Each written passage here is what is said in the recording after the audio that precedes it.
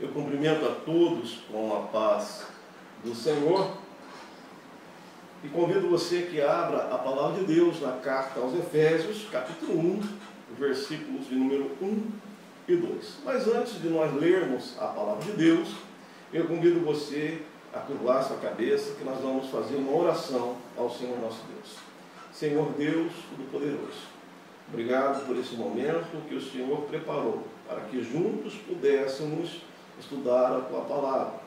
Eu peço a Deus a graça, a sabedoria, a unção, a capacitação, Senhor, para ministrar o ensino da Palavra aos Teus servos e servas.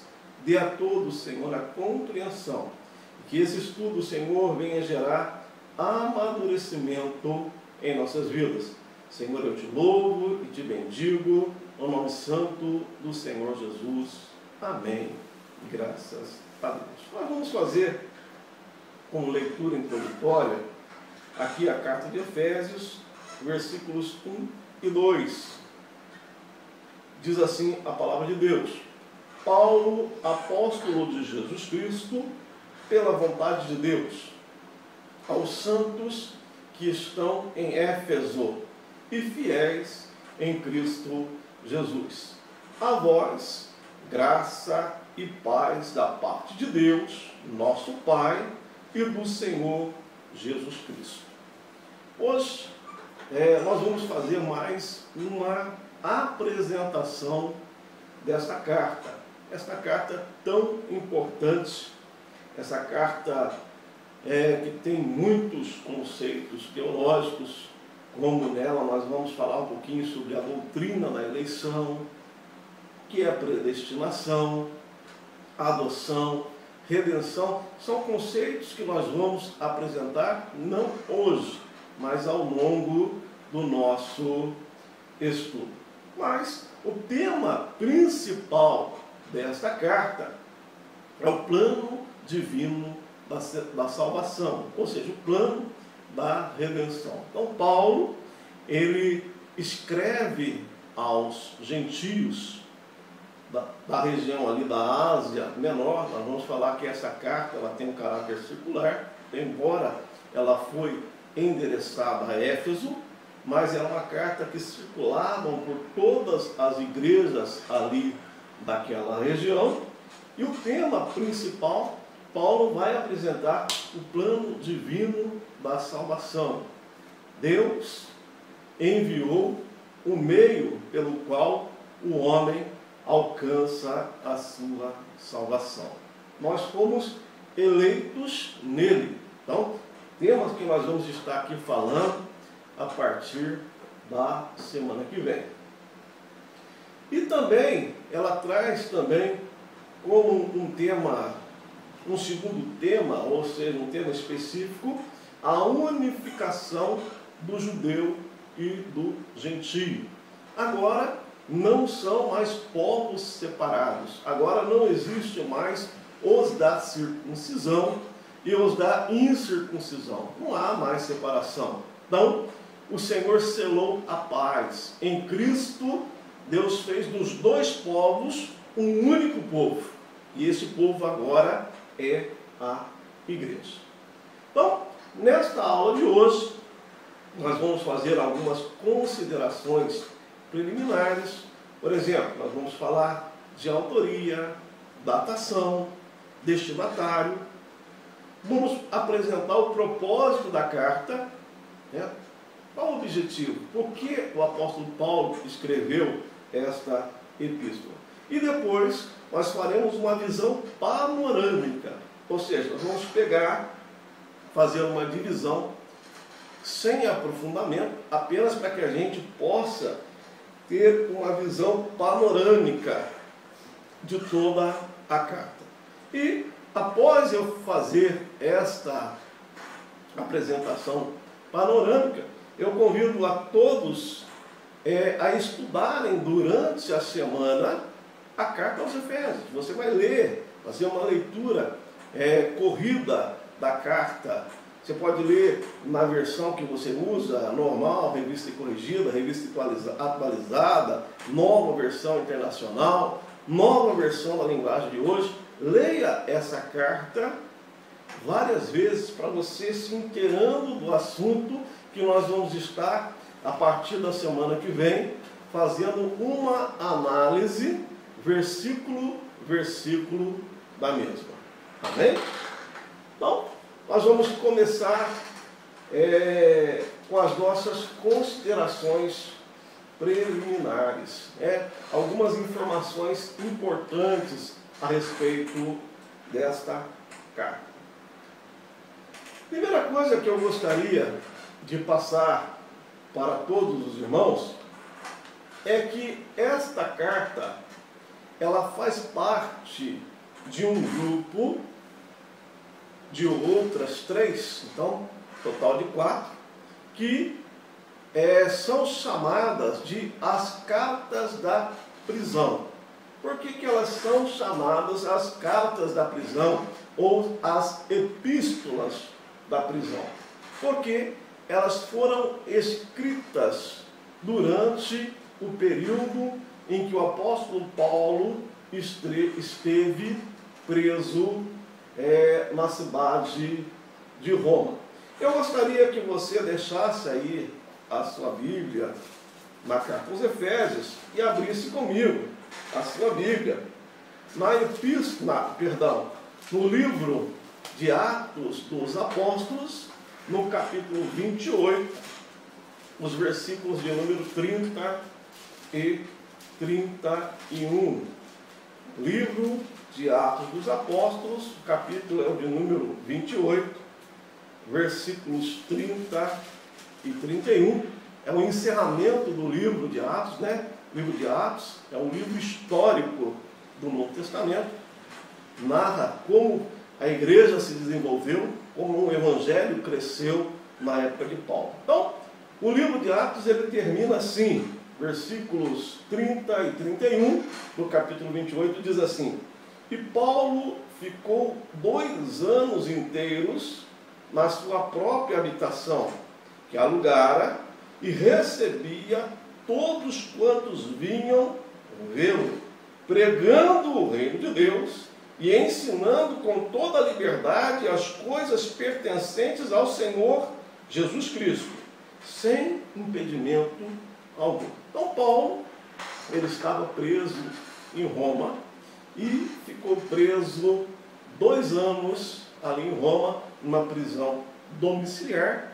E durante essa prisão, ele tinha a oportunidade de receber pessoas, de modo que ele fala: eu estou preso, mas a palavra não está presa. Então Paulo continuou pregando o evangelho a partir de Roma, anunciando as grandezas de Deus, e também teve uma oportunidade de receber de Deus e escrever pelo menos essas 4 epístolas, que são Efésios, Colossenses, Filipenses e Filemão. São esse grupo de cartas que vão compor as cartas da prisão.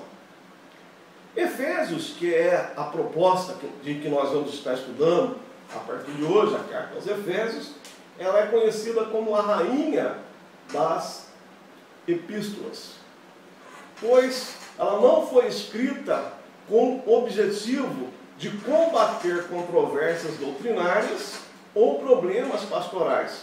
Ao contrário, ela transmite a impressão de um rico transbordar de revelação divina, brotando de vida de oração. Então, essa carta, ela é um pouco diferente. Então, ela marca o fim quase do ministério de Paulo, durante esses 2 anos que ele passou preso em Roma. E, ao contrário, por exemplo, da carta aos Gálatas, que nós estudamos, em que Paulo escreve para fazer uma defesa do evangelho da graça contra os judaizantes. Então, uma carta para combater heresia, a carta aos Gálatas, na sua essência. Agora, também nós já estudamos a carta aos Coríntios, em que Paulo escreve também para resolver problemas na igreja, diversos tipos de problemas pastorais referente à igreja de Corinto. A carta aos Efésios não. Ela transmite um transbordar de revelação divina, ou seja, Deus usa a vida do apóstolo Paulo para mostrar aos gentios, a partir de Éfeso, uma mensagem muito profunda a respeito do plano da redenção. Deus nos elegeu em Cristo, Deus nos predestinou para filhos em adoção. Deus nos deu o selo e o penhor do Espírito Santo.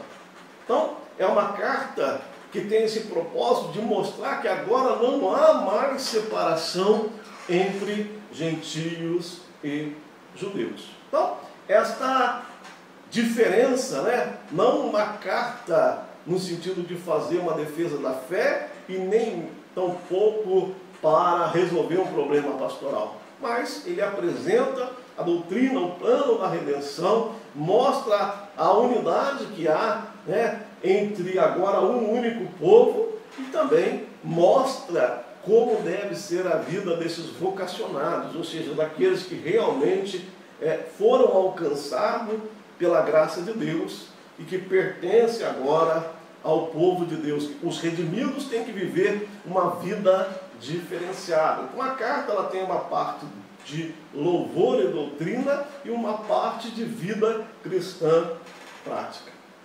Nós enxergamos Efésios como carta da prisão em alguns versículos da própria carta. Eu convido que você abra aí a sua Bíblia em Efésios 3:1, nós vamos ler apenas o versículo 1, que diz assim, por esta causa eu, Paulo, sou o prisioneiro de Jesus Cristo por vós, os gentios. Então, vê que Paulo está falando que ele era prisioneiro. O que mais? Vamos ler o capítulo 4, versículo 1, que diz assim, rogo-vos, pois eu, o preso do Senhor, que andeis como é digno da vocação que fostes chamados. E o versículo 20 do capítulo 6 fica bastante claro que Paulo está passando esse momento da vida dele. Ele estava preso, não por ser um malfeitor, mas estava preso por causa da justiça. Estava preso por causa de anunciar a Cristo e por causa de perseguição. Então o versículo 20 ele diz assim, pelo qual sou embaixador em cadeias, para que possa falar dele livremente como convém falar. Então Deus até permitiu que o apóstolo Paulo passasse por esse momento de prisão, de sofrimento na vida dele, mas Deus proveu os meios para que ele continuasse a evangelizar, a palavra não estava presa, e também para que ele pudesse também, inspirados pelo Espírito Santo, escrever o que nós conhecemos como as epístolas da prisão.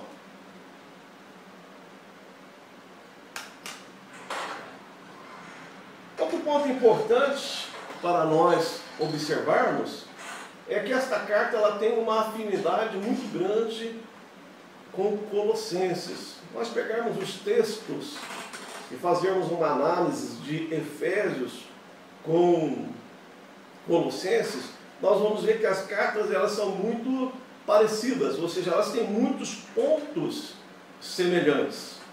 Então, isso mostra que as duas cartas provavelmente foram escritas quase que como uma sequência. Provavelmente, talvez até bem próximo uma da outra, e foram encaminhados pelo mesmo cooperador. Nós vamos ver isso. Essas cartas foram entregues pelo mesmo cooperador de Paulo, chamado Tíquico. Então, Tíquico foi quem foi responsável por enviar, por entregar essas cartas aos seus respectivos destinatários. Isso a gente vê aqui na carta aos Efésios, capítulo 6, no versículo de número 21, ele diz assim, ora, para que vós também possais saber dos meus negócios e o que eu faço, Tíquico, irmão amado, e fiel ministro do Senhor vos informará de tudo. Então, provavelmente o portador da carta aos Efésios, ou seja, quem foi o responsável para levar essa carta da sua autoria até o seu destinatário, foi o nosso irmão e cooperador de Paulo, Tíquico. Esta mesma verdade nós encontramos na carta aos Colossenses. Carta aos Colossenses, eu gostaria que você abrisse aí, carta aos Colossenses, o capítulo agora é o número 4, versículo de número 7. Diz assim o texto: Tíquico, irmão amado e fiel ministro, e conservo no Senhor, vos fará saber o meu estado, o qual vos enviei para o mesmo fim, para que saiba do vosso estado e console o vosso coração. Então, além de ter muitas coisas similares na carta aos Efésios, com a carta aos Colossenses, o portador dessas cartas é provavelmente o mesmo, né? O cooperador, amigo, irmão do apóstolo Paulo aqui, chamado Tíquico. É de crença geral que Paulo escreveu Efésios também para outras igrejas da região, e não apenas para Éfeso. Então, muitos estudiosos vão mostrar que esta carta ela tem um aspecto de circular, ou seja, ela pode ter até um endereço inicial, mas o objetivo é que essa carta fosse passando de igreja em igreja. Éfeso ficava numa região chamada Ásia Menor. Para nós hoje é a região onde fica a Turquia. Quando a gente lê o texto lá de Apocalipse, nós vemos, por exemplo, carta às 7 igrejas. Então nós vamos lá: Éfeso, Esmirna, Pérgamo, Tiatira, Sardes, Filadélfia e Laodiceia. Então são 7 igrejas. Essas 7 igrejas, elas compõem o que nós chamamos de Ásia Menor. Então provavelmente, né, muitos vão dizer que esta carta a Éfeso é a mesma carta, por exemplo, que a gente vê lá em Colossenses, capítulo 4, versículo 16, que é a carta que eles chamavam de carta aos Laodicenses. Quer ver? Colossenses, capítulo 4, versículo 16, uma curiosidade, para que a gente possa entender isso que eu estou falando.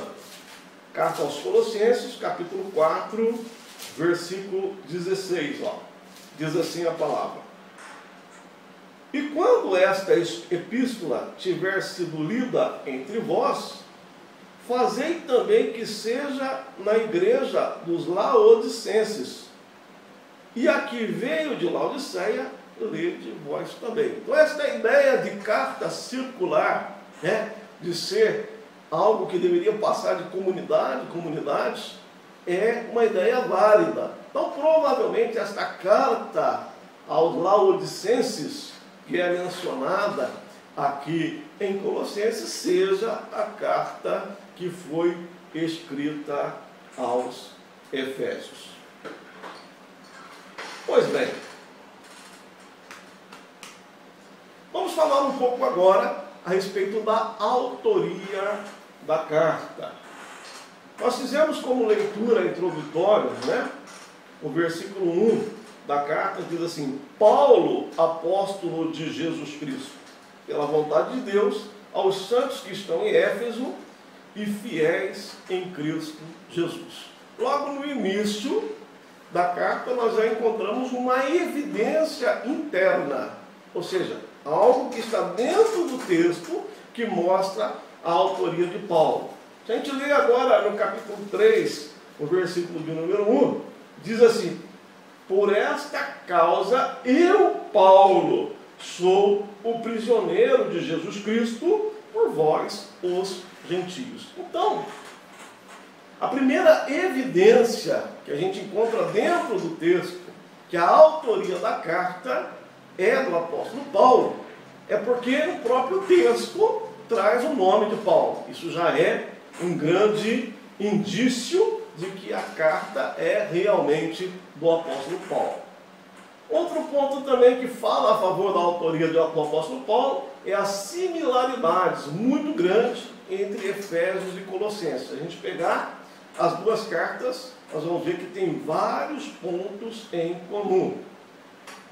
Outra questão que fala a respeito da autoria de Paulo é que a doutrina que contém a carta se harmoniza com as outras epístolas. Por exemplo, em Efésios, Paulo vai dizer que pela graça somos salvos por meio da fé. Isso também, essa questão da salvação mediante a graça, está presente em Romanos, está presente em Gálatas e em outros escritos paulinos. Então, isso fala a respeito de um mesmo autor. Outro ponto importante: as referências históricas no livro, ou seja, aqui na carta aos Efésios, corresponde ao que conhecemos da vida de Paulo. Por exemplo, nós vamos ver que Paulo, ele dentro da carta, ele deixa bem claro que ele estava preso. A gente viu isso tanto no capítulo 3, versículo 1, como no capítulo 6, versículo 20. Isso está de acordo com o texto que nós lemos lá em Atos 28, versículo 30 e 31. Por exemplo, também está de acordo com o texto de Filipenses, capítulo 1, versículo 7. Vamos ler Filipenses, capítulo 1, versículo 7. Diz assim, ó. Filipenses 1, 7 diz assim, ó: como tenho por justo sentir isso de vós todos, porque vos retenho em meu coração, pois todos vós fostes participantes da minha graça, tanto nas minhas prisões, como na minha defesa e confirmação do Evangelho. Se a gente ler ainda Filipenses 1, 12 e 13, diz assim: e quero, irmãos, que saibais que as coisas que me aconteceram contribuíram para maior proveito do Evangelho, de maneira que as minhas prisões em Cristo foram manifestas por toda a guarda pretoriana e por todos os demais lugares. Então, a carta aos Efésios mostra Paulo preso. Então está de acordo com o livro de Atos, está de acordo com a carta aos Filipenses. Então, esses fatores históricos que estão de acordo com a vida de Paulo, dentro de um contexto, provam, é uma evidência interna que provam que o autor é o apóstolo Paulo. Por exemplo, companheiros, né? Eu citei aqui a vida de Tíquico, cooperador de Paulo. A gente vai ver isso em 6 e 21 de Efésios e em 4 e 7 de Colossenses, o mesmo cooperador nas duas cartas. A revelação divina, né? O Paulo, ele atribui o ministério dele a uma revelação divina, a um chamado especial. Isso está aqui em 3:1, ó, Efésios 3:1, ele diz assim, ó: por esta causa, eu, Paulo, sou o prisioneiro de Jesus Cristo por vós, gentios. Ou seja, Deus deu um ministério para Paulo, para que ele evangelizasse, ele levasse o evangelho da graça aos gentios. Isso ele fala também, por exemplo, na carta aos Gálatas, capítulo 1, versículo de número 12. Diz assim: porque não recebi, nem aprendi de homem algum, mas pela revelação de Jesus Cristo. Então, diversos são as evidências internas que provam que a carta aos Efésios realmente é uma carta de autoria do apóstolo Paulo. Mas, além das evidências internas, ou seja, que estão dentro do texto, também existem o que nós chamamos de evidências externas, ou seja, é o testemunho dos pais da igreja. Então, os 3 primeiros séculos nós temos os pais da igreja, ou seja, a patrística. E vários destes pais da igreja, eles citam a carta aos Efésios, fazendo uma referência ao apóstolo Paulo. É o caso de Clemente de Roma, Inácio, Policarpo, Hermes. Todos esses pais da igreja fazem referência que a carta aos Efésios é de autoria paulina. Outro documento importante também que deixa evidente que essa carta é do apóstolo Paulo é o Didaquê. O que é o Didaquê? O Didaquê, ele é um documento, ele é uma espécie de instrução dos 12 apóstolos. É uma espécie de catecismo. Ou seja, para nós, o que a gente fala é uma apostila de discipulado. Ou seja, é uma instrução para formar discípulos. Essa instrução lá do primeiro século, de Didaquê, também mostra, há evidências que a carta de Efésios é de autoria do apóstolo Paulo. Também ela foi atribuída a Paulo por Tertuliano. Também o cano de Muratório. Cano de Muratório, o pastor hoje está falando difícil. O que é o cano de Muratório? O cano de Muratório é o primeiro, o mais antigo formação do Novo Testamento, mais ou menos do ano 150. Primeiras vezes que eles conseguiram reunir os livros que hoje compõem o Novo Testamento, é o cano de Muratório. E esse cano de Muratório, ele também já continha a carta aos Efésios.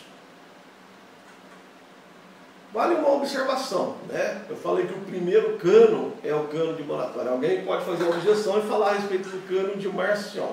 O cano de Marcion é um cano que foi antes até do de Muratório, mas esse cano de Marcion, ele era um cano formado por um homem herege. Marcion foi um homem que negava que o Pai de Jesus é o mesmo Jeová do Antigo Testamento, e ele tinha os pensamentos gnósticos, só aceitava o Evangelho de Lucas e alguns escritos do apóstolo Paulo. Mas o primeiro cano realmente que a igreja reconhece é o cano de Muratório, e esse cano também dá testemunho de que a carta aos Efésios tem autoria paulista. Como eu falei de Marcion, ele defendia que essa carta aos Efésios era a carta aos Laodicenses, conforme eu já disse um pouquinho atrás. Vamos avançar. Destinatários da carta. É bom a gente ter em mente aquilo que eu falei, a ideia dessas cartas, embora nós lemos aqui, por exemplo, Paulo, apóstolo, capítulo 1, versículo 1, Paulo, apóstolo de Jesus Cristo, pela vontade de Deus, aos santos que estão em Éfeso. Então, se a gente ler aqui só esse texto, na Bíblia revista e corrigida, nas outras versões também vão estar escrito em Éfeso, nós vamos falar, o destinatório é a igreja de Éfeso. Mas a gente tem que ter em mente que, embora nessa tradução nossa venha escrita a palavra Éfeso, em alguns manuscritos antigos não tinha a palavra Éfeso. Alguns têm, outros não têm. Mas isso não tem muita importância, porque a grande intenção é que essas cartas elas fossem uma circular. Então, pode ser que tenha escrito Éfeso e pode ser Laodiceia. Talvez Éfeso seja a primeira, se a gente pegar, e a Laodiceia a última dessas igrejas aí que fossem fazer essa circulação onde a carta deveria ser lida e trocada entre eles. É o que eu escrevi aqui, a carta ela foi escrita a Éfeso e a outras igrejas vizinhas. Por ser Éfeso a igreja de maior destaque, a carta recebeu o seu endereço. Uma observação é o caráter impessoal. Essa carta ela tem uma saudação, mas é uma saudação bem curtinha. Então, isso dá uma ideia que o objetivo é que essa carta ela foi direcionada a mais de uma igreja. Por quê? Paulo ele tinha uma relação muito grande com a igreja de Éfeso. Ele serviu lá 3 anos. Então, o objetivo é que fosse realmente um documento circular que apegasse todas as igrejas. Então, essa é a ideia que é passada aqui. A questão da data da carta. Tradicionalmente, é aceito que a carta foi escrita por volta. Toda vez que a gente fala de datação, não dá para fazer uma datação exata. Por volta a 62 depois de Cristo, conforme o texto que a gente leu lá em Atos 28, 30 e 31. Por quê? Segundo os pesquisadores, no ano 63, Paulo foi solto, depois ele continua a fazer algumas das suas viagens, alguns defendem que ele chegou até a Espanha, e nesse período ele escreveu a primeira carta a Timóteo, a carta de Tito, e depois ele vai ser preso de novo em Roma em 67, quando ele escreve 2 Timóteo, e é decapitado por Nero. Mas essas informações, elas são de fontes extra-bíblicas, de pesquisa, não dá para a gente afirmar com toda clareza, mas se a gente juntar vários textos, dá para a gente ter uma ideia, e não é errado esse pensamento.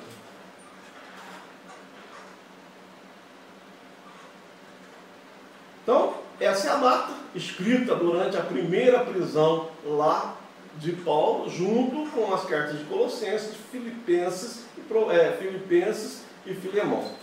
E eu já disse que Tíquico foi o portador que levou essas cartas, tanto essa carta quanto a carta de Filipenses. Propósito da carta, né? Toda vez que a gente escreve uma carta, uma missiva, uma epístola, ela tem um propósito, ou seja, uma finalidade. Qual a finalidade? O porquê Paulo escreveu essa carta? Então, quando nós falamos de propósito, nós podemos falar de um triplo propósito. Primeiro propósito, instruir cristãos de origem gentílica sobre o plano de Deus para a redenção. Ele está escrevendo para uma igreja gentílica, ele é o apóstolo dos gentios, e ele escreve a respeito do plano de Deus.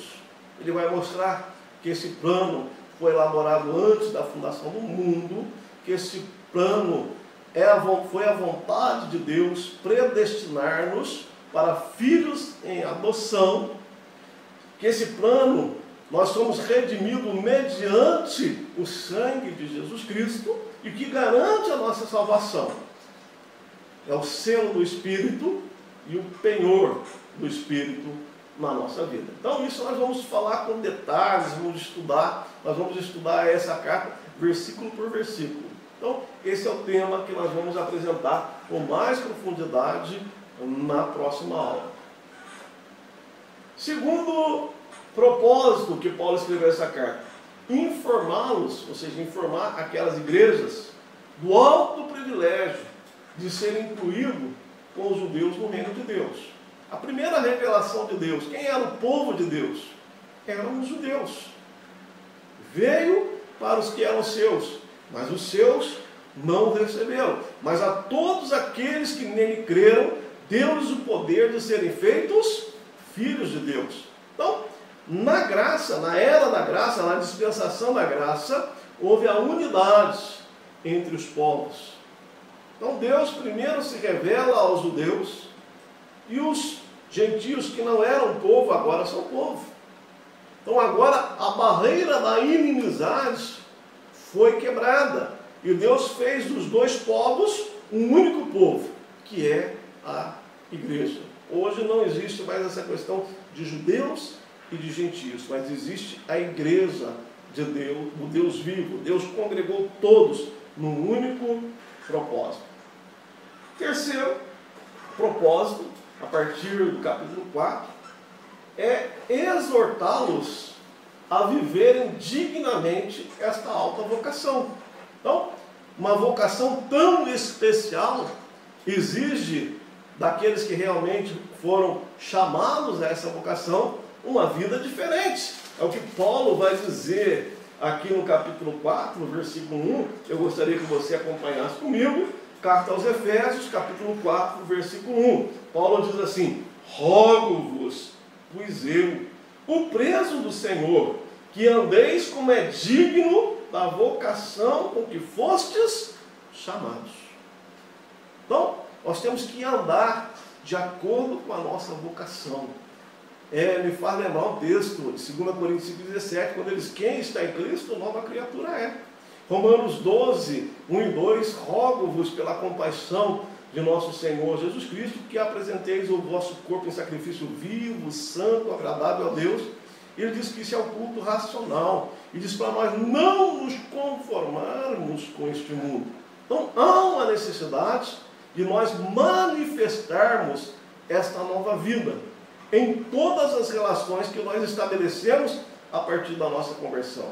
Seja ela no casamento, ele vai falar isso, seja ela no relacionamento pai-filho, seja ela no relacionamento entre patrão, empregado, empregado, patrão, seja em todas as relações da sociedade. É o que Jesus disse: vós sois luz no mundo e sois sal na terra. Então a nossa vocação, nós fomos chamados para sermos luzeiros, ele vai dizer isso lá aos Filipenses, no meio de uma geração totalmente corrompida. Então, esse é o triplo propósito da carta, né?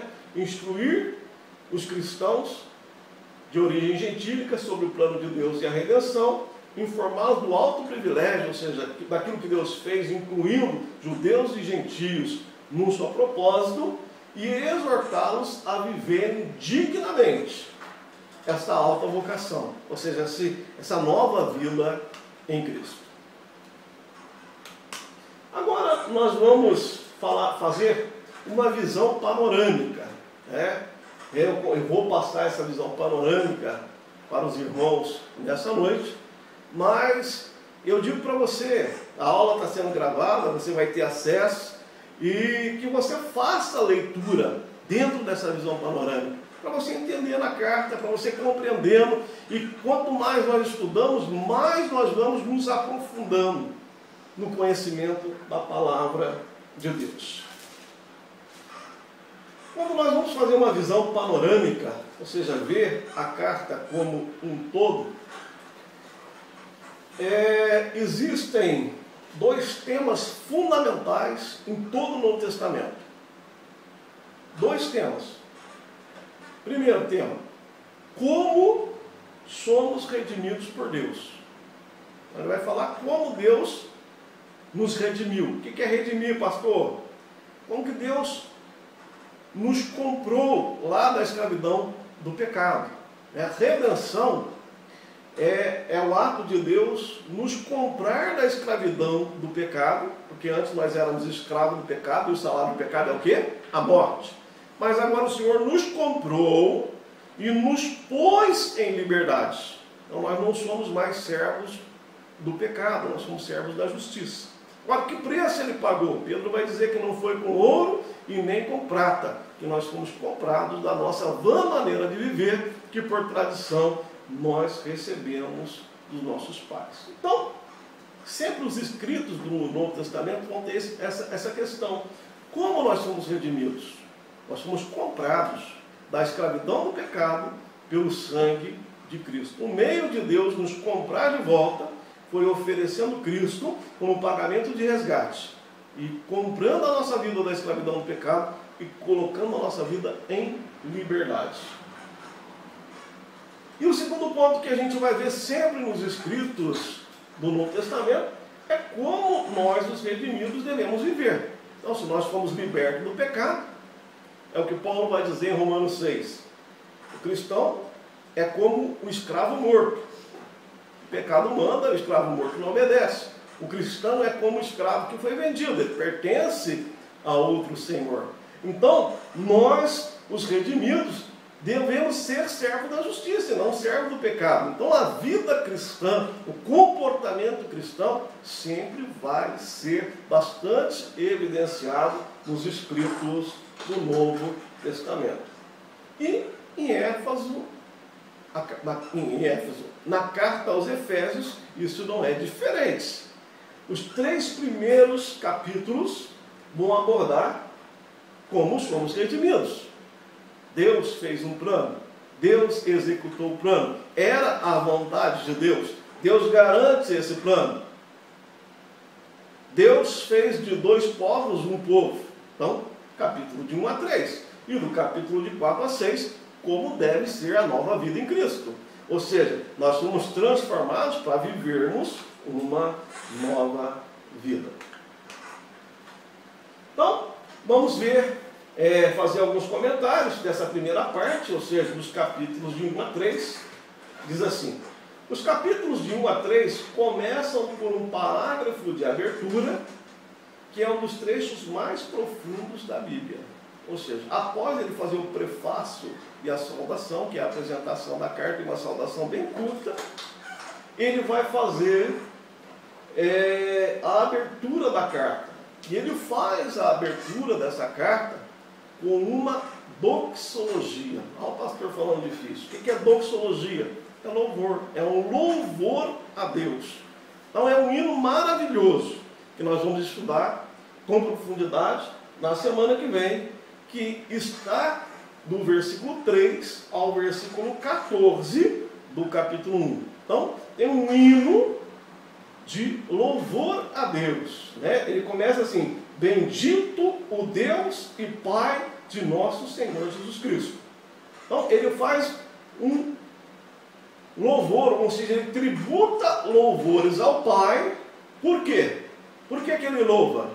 Ele louva a Deus, do versículo 3 ao versículo 6, pela eleição, pela predestinação e pela adoção que Ele nos propiciou. Então, ele faz um louvor a Deus, porque Deus escolheu salvar o homem, foi uma decisão de Deus.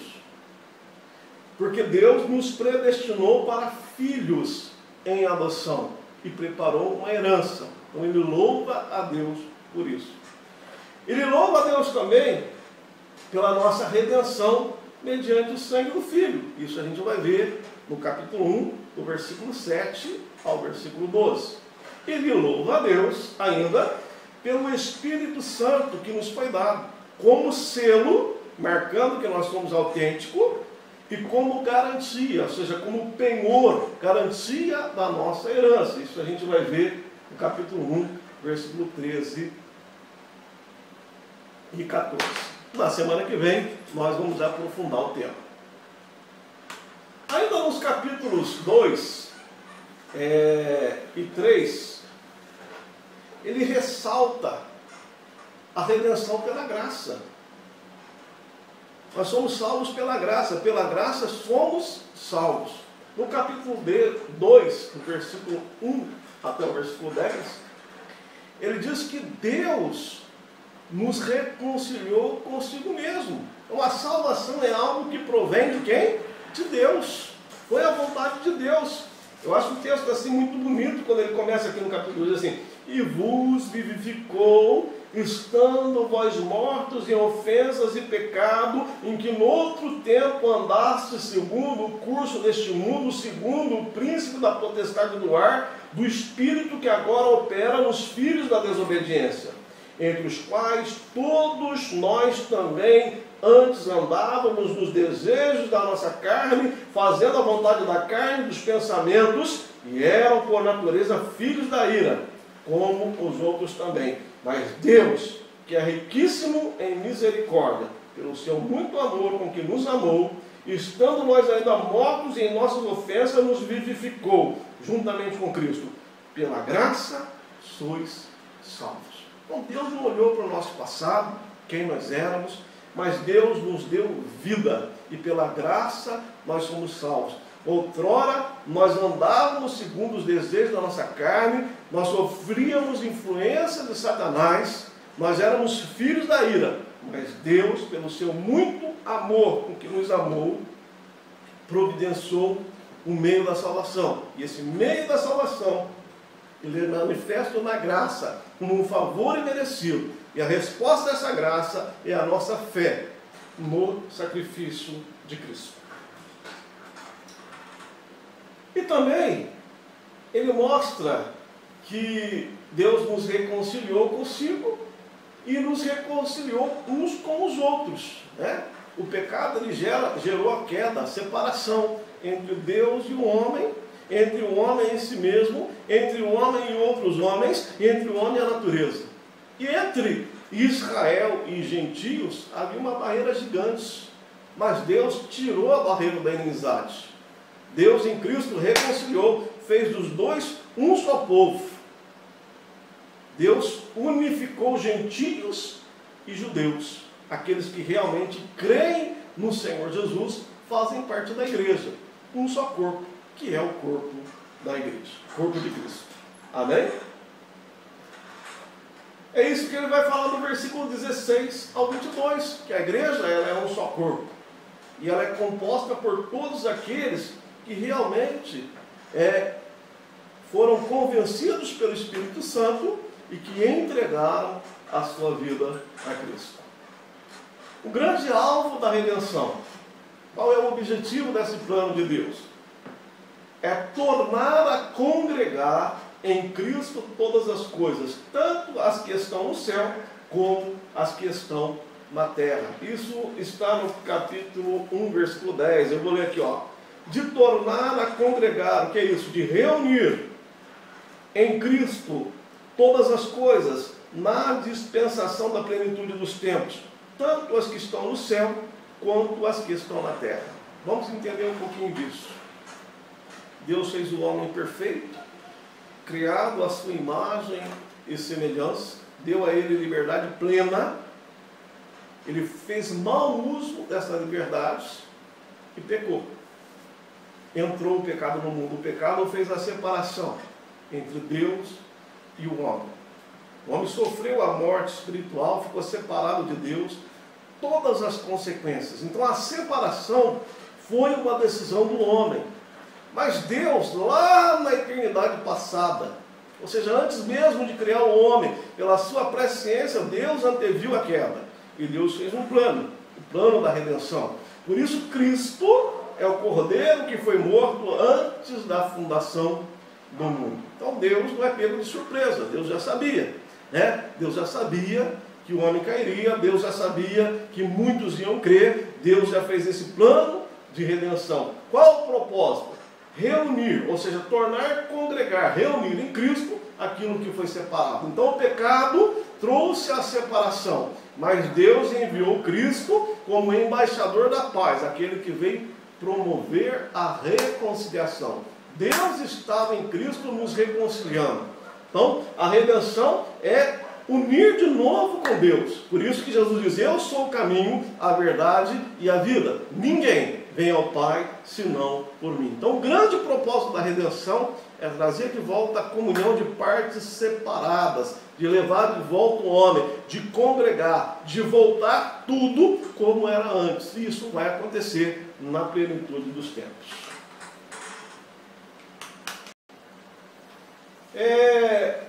Na segunda parte dos capítulos 4 ao capítulo 6, consistem mais em instruções práticas para a igreja no tocante aos requisitos que a redenção em Cristo demanda de nossa vida individual e coletiva. Ou seja, como que nós devemos viver como cristão? O que é ser cristão? É ser parecido com Cristo. Como que nós devemos viver como igreja? Paulo vai dizer lá em Coríntios que o amor, por exemplo, é um caminho excelente. Então a nossa vida, ela tem que ser uma vida diferenciada. Ou seja, entre as 35 diretrizes dadas em Efésios, sobre como os redimidos devem viver, destacam-se 3 categorias gerais. Então, nós vamos ver mais de 35 mais ou menos, orientações para a vida cristã. Mas nós podemos dividir em 3 categorias. A primeira, como nós devemos andar. Como que a gente deve andar? nós vamos ver no capítulo 4, versículo 1, que nós temos que andar como é digno da nossa vocação. Amém? Nós temos que buscar o amadurecimento, né? Por isso que ele vai falar que, olha, Deus vai dar um pastor, o mestre, né? A fim, né, o ministério, a fim de que todos tornemos varão perfeito. A maturidade cristã está lá em capítulo 4, versículo 13. A viverem uma vida de justiça e santidade, vamos ler o capítulo 4, versículo 24.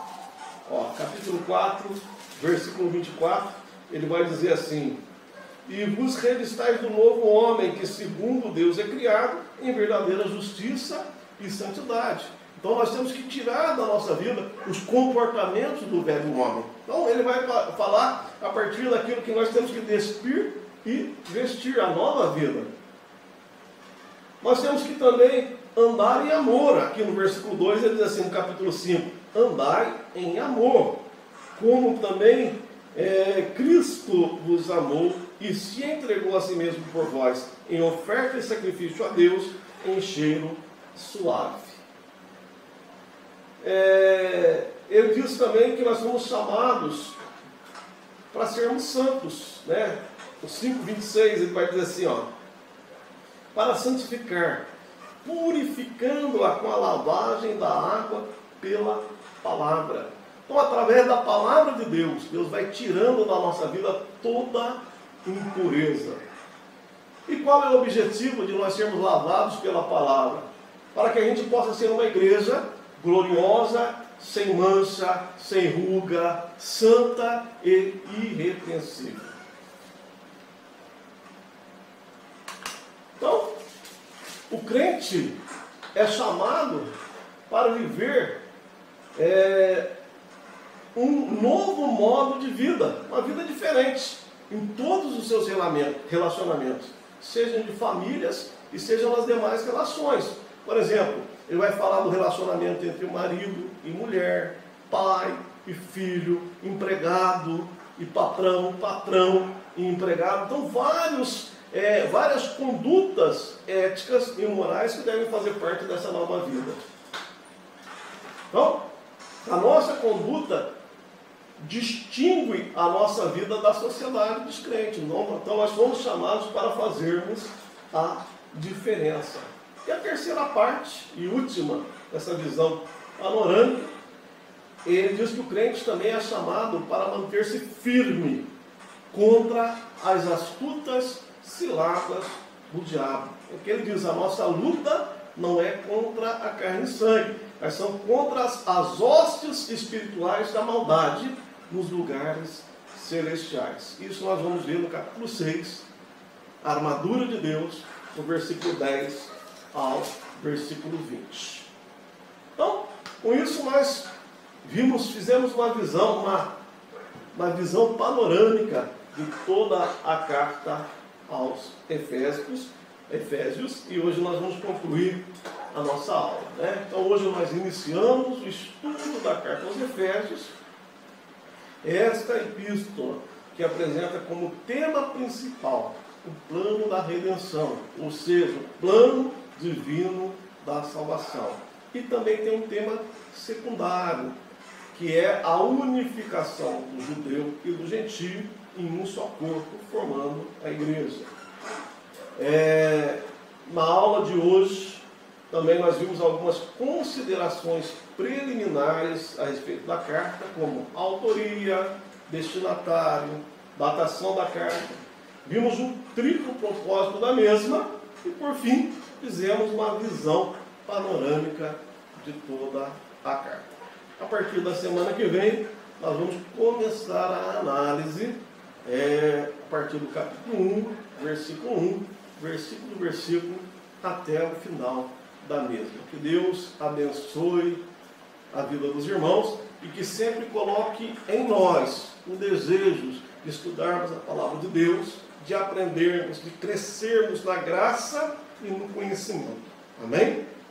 Examinando a Escritura e tendo prazer em aprender. Nós vamos fazer uma oração de agradecimento ao Senhor, encerrando o culto dessa noite. Senhor nosso Deus e Pai, Eu te louvo pela oportunidade que o Senhor nos deu de estudarmos a tua palavra. Peço, ó Deus, que o Senhor abençoe o teu povo e que realmente esta palavra, Senhor, encontre um lugar nas nossas vidas e que possamos ter o prazer de aprender, ó Pai. Abençoa cada um dos teus servos e servas, ó Pai. E te louvo pela oportunidade de estudar a tua palavra. Desperta em nós esse desejo. Gera em nós maturidade. É o que eu te peço, eu te louvo em nome de Jesus Cristo. Amém. Graças a Deus. O grande amor de Deus, a graça e a paz do nosso Senhor e Salvador Jesus Cristo, a comunhão e a consolação do Espírito Santo seja com todos e juntos vamos dizer amém. Meu abraço, irmão.